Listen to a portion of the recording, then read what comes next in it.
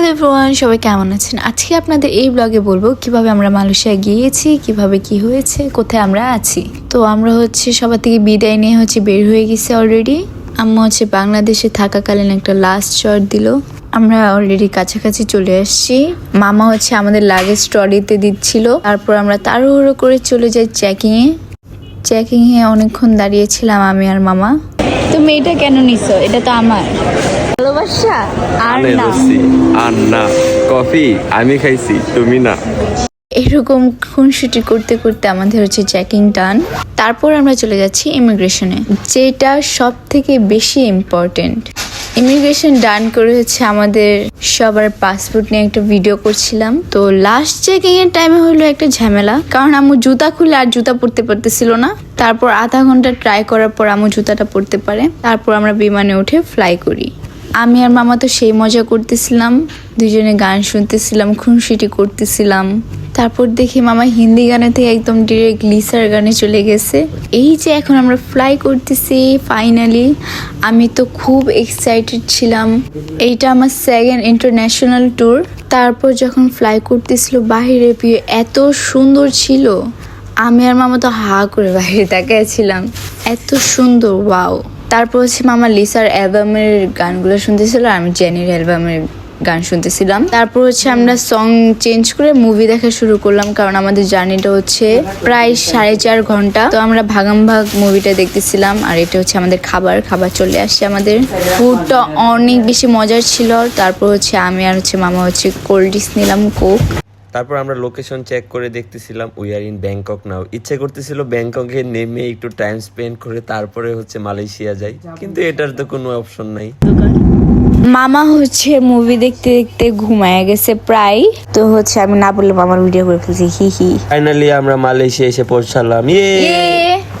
থেকে নেমে এত সুন্দর একটা ভিউ দেখে আমাদের মনটা অনেক বেশি ভালো হয়ে গেল। মালয়েশিয়ার এয়ারপোর্টটা এত বেশি সুন্দর আর অনেক বড়। আমরা হাঁটতে হাঁটতে প্রায় টায়ার্ড হয়ে গেছিলাম।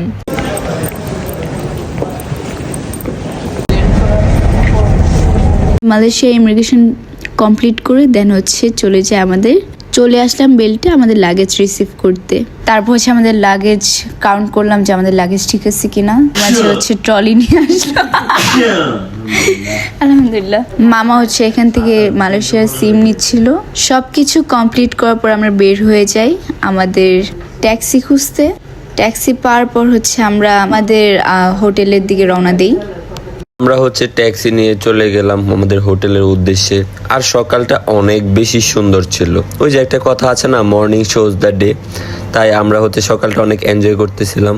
আর আমি এতবার জার্নি করে আমি তো ঘুমে শেষ। আমি একদম বড় আম্মুর উপরে শুয়ে পড়ছি যে আমি এখন ঘুমাবো। আমার বড় আম্মু বলতেছিল এটা নাকি একটা গ্রাম, যে ভিউটা আপনাদের দেখাচ্ছি।